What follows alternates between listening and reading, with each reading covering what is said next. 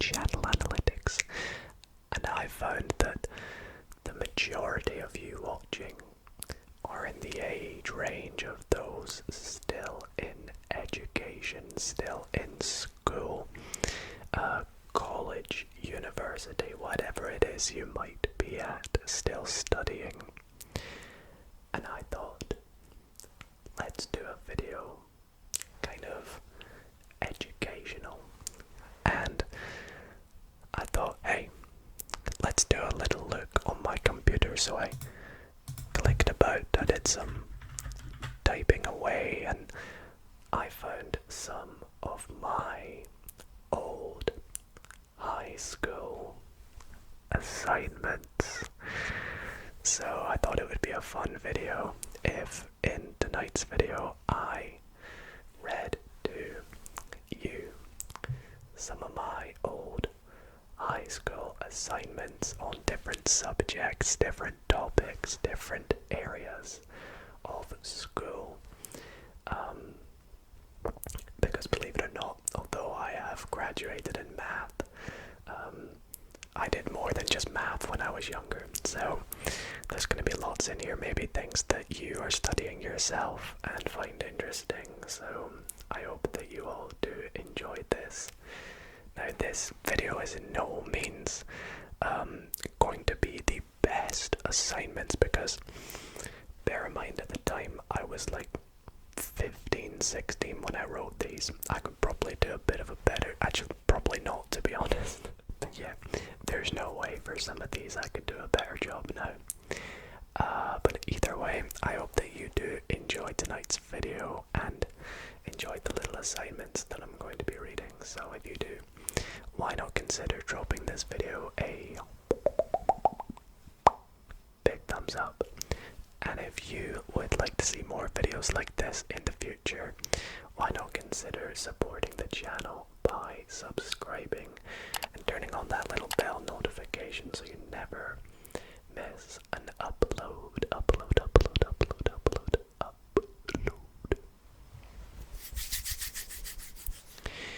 Okay, so I think before we get into the 3 assignments that I'm going to be reading tonight,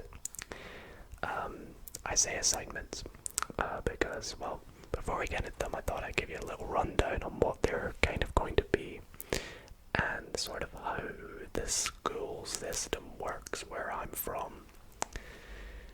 So, different subjects require different assignments as a sort of weighted percentage of your final grade. So, for example, mathematics has no assignments from where I'm from. I'm from Scotland. Maths has no assignments. It's all done in an exam. Whereas something like maybe history, you provide a pretty big assignment for, or geography, you provide a pretty big assignment for, but also do an exam. So it's kind of got a weighted percentage. All of the assignments I'm going to be doing tonight are part of a weighted percentage. It's not all assignment based. So some of these all of these I also had to do an exam for. And I also thought I'd let you know that 2 of the 3 I'm going to be reading are more sort of wordy assignments, whereas the last one that I'm going to be doing is more of a experiment, because it's a bit scientific. So I hope that all makes sense. And I think the last thing I gotta say is just a little bit here about plagiarism. There is a high chance that if you were to do an assignment on a similar topic than something I'm about to do in this video, and, you know, sort of copy some of my words, there is a high chance that you could get caught for plagiarism. So I am not going to be responsible for any plagiarism for those who may be doing similar things to what I'm about to read in tonight's video, which I'm going to be reading from my phone, by the way.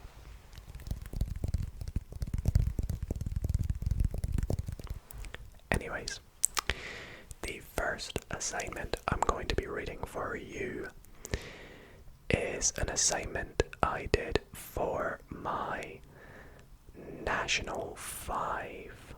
Oh no, sorry, my higher English exam. Now, higher in Scotland, the sort of level of study this would be is about 16 or 17 years old.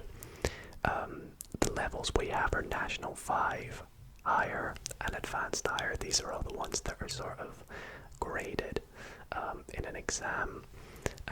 There is also National 4 and lower as well, but these are the sort of main three: higher education.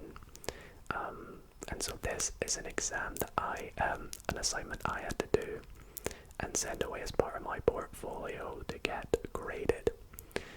And I had to do a persuasive essay. Now there was like a word limit, I can't remember what it was, but I had to basically choose a persuasive topic and try and persuade the reader about my topic.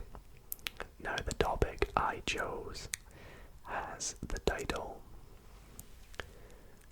Social Media and its Detrimental Effect on Society. Hopefully that's intrigued you to read more. Well, let's get into it. Social media is slowly destroying humanity.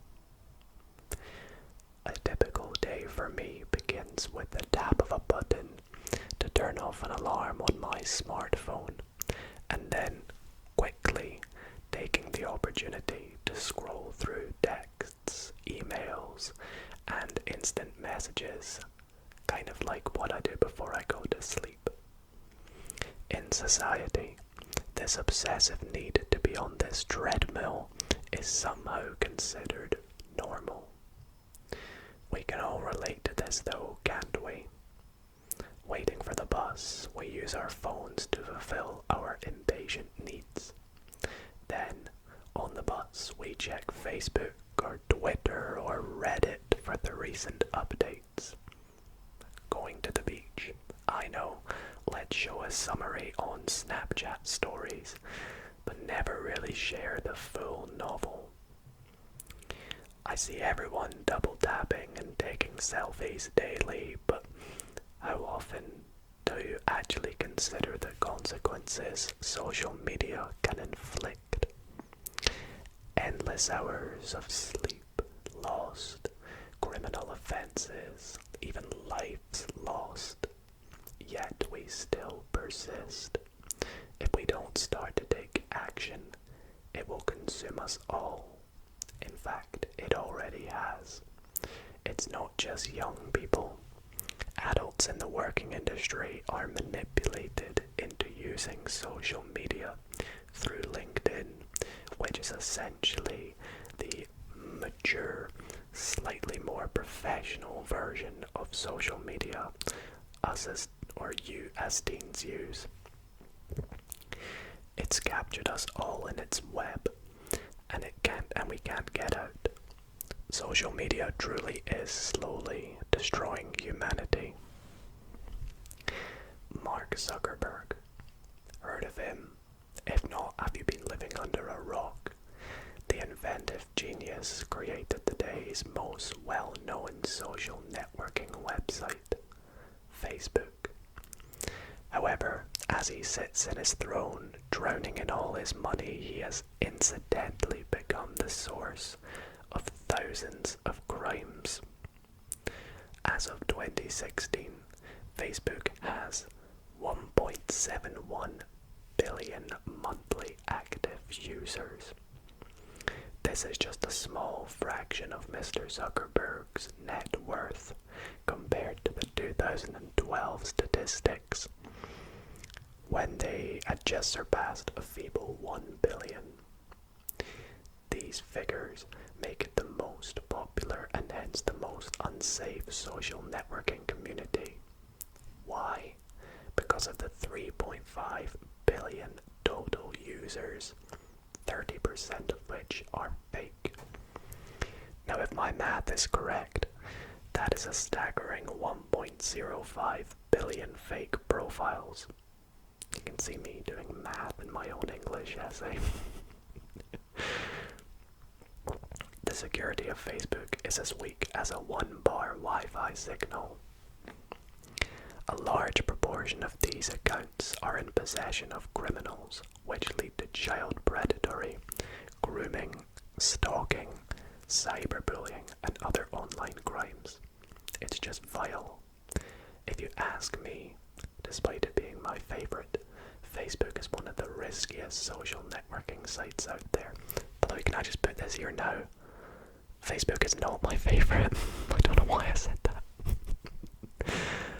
I put it in parentheses, so I was probably trying to get marks for using parentheses. I will put my hand up now and say that if it weren't for Facebook's brilliances, I would not be as close to my friends and family as I would be without them. I'm sure we can all agree that we rely on social media to remain in contact with our relatives. Skype has also been an effective way for people to speak face to face with friends and families without actually seeing them. The BBC say it also makes it a lot easier to keep in touch with friends and families, especially if they live far away. They help build relationships, old and new, as well. In the Telegraph newspaper last year, a journalist wrote, "It may provide an additional way to connect with others and form relationships." However, they did contrast this beneficial, valid statement with, "It's also a source of social comparison, cyberbullying, and isolation. There are clear pros and cons to using social media. The ability to speak with people with the tap of a few buttons, share memories with a few clicks, but the overall trap we fall into is gluing our eyes to the screens of our phones. Did you know the average person spends 4 years of their life looking down at their phone? That's 1,461 days wasted with their engaged eyes penetrating the surface of the screen. This is more than double the time the average person spends in the bathroom. Unless you bring the phone to the bathroom with you. I think we've all been there. This time needs to be reduced greatly. Kids staying up way too late in the dark, disobeying their parents' orders by being on their phones until 1 o'clock in the morning, leaving themselves dead for school. Such factors can lead to various mental health issues and other severe problems. Insomnia, anxiety, and even depression. According to the Telegraph's newspaper, 12% of children who don't go on social media have mental health issues, and this is further increased to 27% of children who spend 3 or more hours on social media a day. In simple terms, people who spend more time on their phones are more likely to develop mental health issues, whether it be at home or outside. It's just plain antisocial when with family or friends. Isn't it ironic how something created to make the world more social can actually cause someone to be incredibly antisocial? The list of health-related issues that arise as a result of social media is endless.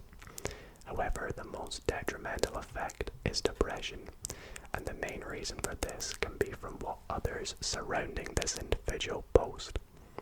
From pictures on Instagram of a hike up the hill with a stunning view of the city, to stories of friends on Snapchat having a party that this person isn't invited to. They all lead to them comparing their lives to others, which results in a decrease in self-esteem, and eventually the life-threatening depression will kick in. And what's worse, the others don't even know that they have done this to the individual. Depression and the feeling of isolation can be extremely dangerous. So dangerous that figures show that 25 million Americans suffer from depression each year. This illness can even lead to worse situations. People have been willing to risk their lives in order to capture that one snippet of a moment which they are doing something daunting or enjoyable, just to make their life seem more adventurous and entertaining, to put it on social media.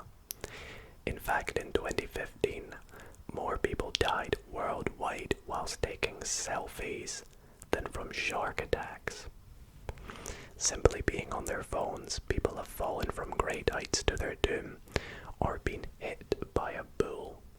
So whether it's a picture of the sunset or a day at the spa, one click of the camera can have devastating effects. So people, please put your phones away. There can be no doubt that social media is slowly but surely deteriorating society, despite its pros and cons. We all spend hours upon hours on our phones a day, staring at that screen, no matter how tempting it is not to. So who's to blame? Who do we point the finger at for all these offences, deaths, and health-related issues? There really is no particular person to put the burden of blame onto. Or do we all contribute in our own little way? If so, then we really are the main reason social media is destroying humanity. And that's the end of my English persuasive essay. So that's probably going to be the biggest assignment in the video that I'll be reading. That's why I did that one first. It was 1,200 words. So hopefully you guys enjoyed that. I know it was quite long, but let me know what you think. Did that maybe turn your head a little bit? Make you think about social media a little bit? I chose that topic personally. It's something I feel very passionate about. And I'm happy to say that that assignment got me an A. So very happy with the result of that. I believe I got like 17 out of 20, which is an A. So yeah, I did pretty well with that one. So that's the first one. The next assignment I'm going to be reading is one from my National 5, so the level below the one I just did, for history. So believe it or not, I did study history at one point, and this title is about, or this assignment is about a time in history of Nazi Germany, so during World War II, and we had to select a question to sort of write an assignment about. And the question that I chose, and we had to pick from a list, so I kind of got a choice, but also didn't. The question I picked was, to what extent was Hitler's use of propaganda the main reason why he was able to become Chancellor in 1933? So actually this is before war. Okay, let's begin. Hitler was appointed Chancellor by President Hindenburg on the 30th of January 1933. It came as a shock to many, as just 5 years earlier, in May 1928 votes, the Nazis only had 12 seats and gained a total of 2.6% of the vote. Hindenburg, after being assured by von Papen, felt that if he recruited Hitler to the important Chancellor role, he could control him. However, he was horribly wrong. There were several reasons as to why he became Chancellor. Some historians debate that the most important reason was due to his exceptional and effective use of propaganda. However, other historians argue it was as a result of his personal qualities or his numerous attacks on other parties. No, I've just got to state for the record before I continue voicing in this might seem a bit weird, but you had to sort of, the point in the essay was you're trying to prove the point. So you had to select words that kind of made someone who's obviously, we all know, is someone we don't even want to mention, in a way that, am I trying to explain this? In a way that they did something, well in my case it was effective use of propaganda, why he became Chancellor, if that makes sense. So that's why I say effective use. Because obviously he did it effectively, obviously we didn't want him to do that, but anyways. This essay will argue that even though all of these factors contributed into Hitler becoming Chancellor, the most important reason is due to his effective use of propaganda. One factor that helped Hitler become Chancellor was his effective use of propaganda. He spread his key ideas, that's weird to say, key ideas, and messages through propaganda by using leaflets, pamphlets, radio broadcasts, films, and even more. This helped Hitler become Chancellor as it gained him attention and adapted his widespread appeal. A poster in Stephen Lee's Weimar and Nazi Germany's showing sad Germans has the text Unser Lied, I'm gonna say this wrong, Unser Illetsoffen Hitler, which translates to Our Last Hope Hitler.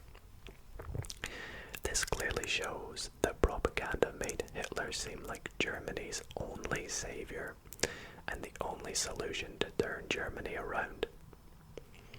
These snappy quotes caught on and grabbed attention.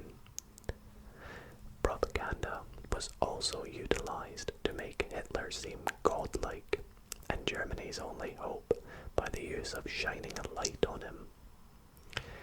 The use of radio broadcasts impressed people and seemed like a sign of organization and professionalism, which led to many supporting the Nazis. Joseph Goebbels, Hitler's appointed leader in propaganda, designed posters to make Jews seem selfish and bad. He often did this through a hidden message, such as representing them as fat and greedy. This spread Hitler's views, which many people agreed with, leading them to supporting the Nazis and giving them scapegoats to all of their problems. Therefore, propaganda was the most important reason why Hitler became Chancellor, as it spread his ideas and gained him attention and support. However, there were other reasons, such as Hitler's personal qualities and his attacks on other parties. Another factor that led to Hitler becoming Chancellor was his exceptional personal qualities. He was an excellent speaker, as well as an organizer and a politician. He reformed the Nazi Party in 1928 and took over all right-wing parties. This shows he was an organized leader and politician who could manipulate people easily. In a Germany 1918 to 1945 book by Greg Lacey, he describes Hitler. He had piercing blue eyes, which he would fix on his listeners, and he was a charismatic public speaker. This shows that Hitler had confidence and a motivating body language which he used to his advantage. He utilized his techniques to somewhat hypnotize his listeners, and his speaking presence brought spark to people believing he was the path to follow. Hitler's speeches made people feel brought in by them, as many agreed with his opinions and thoughts. which he lectured, gaining him support and backing. This led to him becoming Chancellor, as he has the public support and backing. Even though his speaking was powerful and hypnotizing, others believed his ideas were ridiculous and he was a bit insane, such as the Communists and even Hindenburg, making his chances of becoming Chancellor slimmer. Therefore, although his organization skills and speeches were important in why Hitler became Chancellor in 1933, they still were not as important as his propaganda and his attacks on other parties. Finally, Hitler was also able to become Chancellor in 1933 due to his numerous attacks on other parties. Hitler formed a private army and police state in 1921 called the Sturmabteilung, SA or Stormtroopers, who attacked groups and parties such as Jews or anyone who opposed Hitler. They also intimidated voters and parties, forcing them not to protest. Historian Keith Shepard says, in practice, the SA often started the violence themselves by breaking up meetings of the Social Democratic Party, which often ended in drunken brawls. This highlights the idea that the stormtroopers often inflicted violence on other parties to reduce opposition, to be seen as an intimidating force, and to raise Hitler's reputation. The SA reduced opposing campaigning, which gained Hitler fewer opposition to deal with, and overall gaining more support. This led to him becoming Chancellor, as many opposing members felt intimidated and supported him. On top of all this, Hitler even made the Weimar government seem extremely weak, as they struggled to deal with the violence. However, even though Hitler's attacks on parties was a reason why Hitler became Chancellor, propaganda was even more important and is possible to the main reason. In conclusion, there were many factors that aided Hitler to become Chancellor in 1933. His personal qualities, such as his speeches and organization skills, were quite important, as they hypnotized people into supporting him and made it hard for other parties to gain support from public, as they could not campaign effectively. His attacks on other parties intimidated other party members and decreased his opposition. However, I believe that Hitler's effective use of propaganda was the main reason why he became Chancellor. This is because without his propaganda, his messages would not have been spread and therefore received well enough. It also got people's attention too, as well as it increased his widespread appeal, as he used many simple slogans such as work, freedom, bread. The media used, impressed the public, and shared his views, which many agreed with, gaining him support and effectively making him become Chancellor. And that is the second assignment there, my history Nat 5 assignment. And for this one, I also got an A. And fun fact about this one, I actually got 20 out of 20 on this, which was pretty fun to see. So, and it's crazy to see the date on that one, the 10th of December 2015. So I was 15 when I wrote that. So anyways, away from that slightly touchy subject, I apologize if that one there kind of made you all feel a little bit, you know, it is something that happened and is unfortunate, to say the least. But to go on to the final assignment I was going to read tonight, this is my higher physics assignment. Now this one is slightly more of a investigation, so it's less wordy. So this one will probably be a lot shorter than the other ones. And I've also noticed there's something covering part of it, but I should be able to read it, hopefully.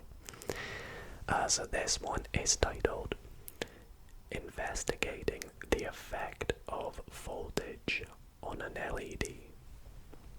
Now, I actually didn't really like the sort of electrical side of physics. I was more of a fan of sort of motion and dynamics, the more mathsy stuff, put it that way, projectiles and whatnot. So I wasn't actually allowed to choose my topic for this one, so this was given to me. But anyways, let's get into it. So, the aim of this assignment is to investigate how varying the voltage supplied to a light-emitting diode, LED, can have an effect on its voltage.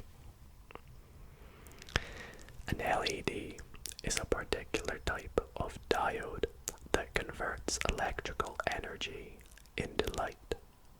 In fact, they are a very useful source of light that come in all different shapes and sizes and are extremely commonly used in displays, in industry, and our everyday lives. They are extremely energy efficient, which has led, a little pun, led to an increase in their popularity, as they do not require much voltage to be active. A semiconductor lies somewhere in between that of a conductor and an insulator, and one example of a semiconductor is an LED, as it conducts electricity.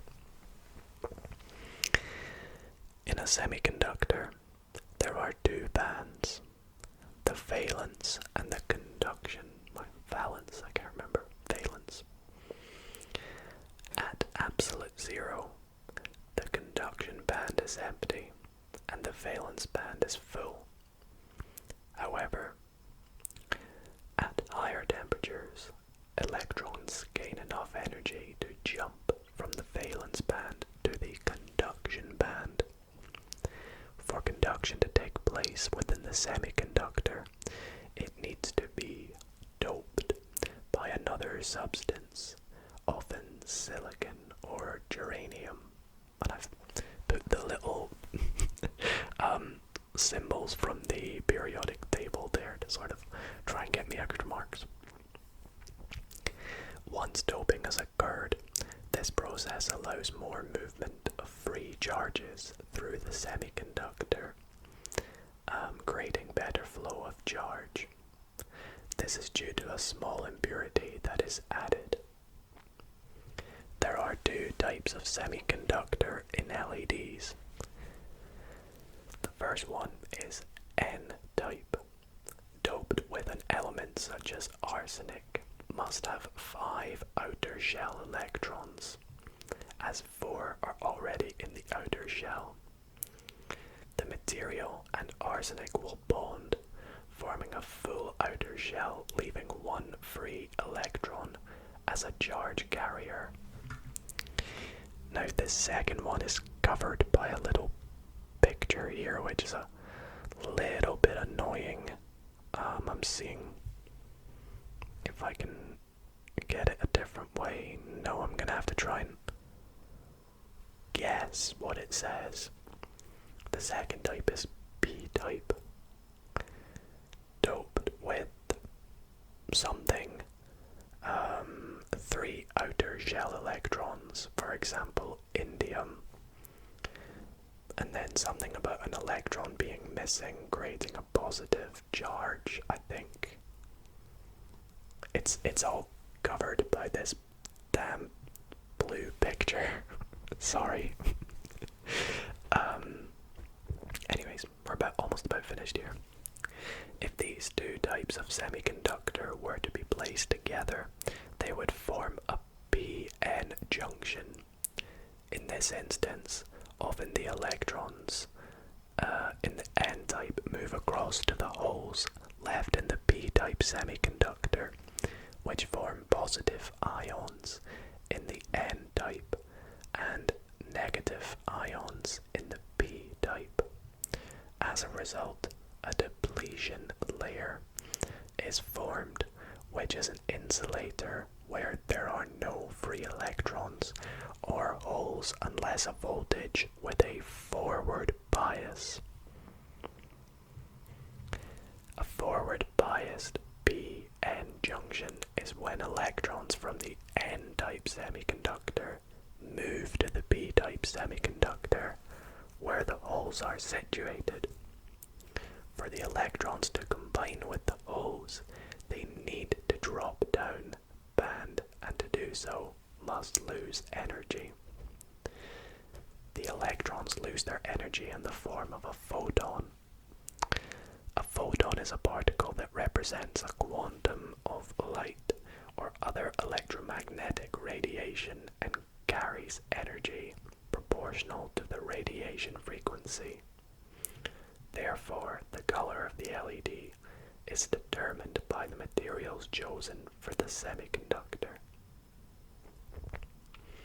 And that's all I've got here. I think there might be a little bit more, but I think it was done as an experiment. So that's all I can read to do with that one.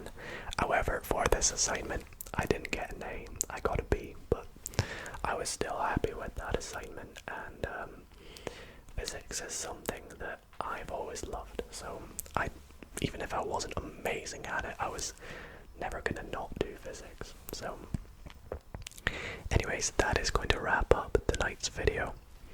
I really hope that you all did enjoy it. Let me know in the comments what you thought about my assignments. If there was one that particularly stood out to you, or maybe let me know in the comments what you're studying in different subjects, and it should be nice and fun to read through your comments. So thank you all so much for watching.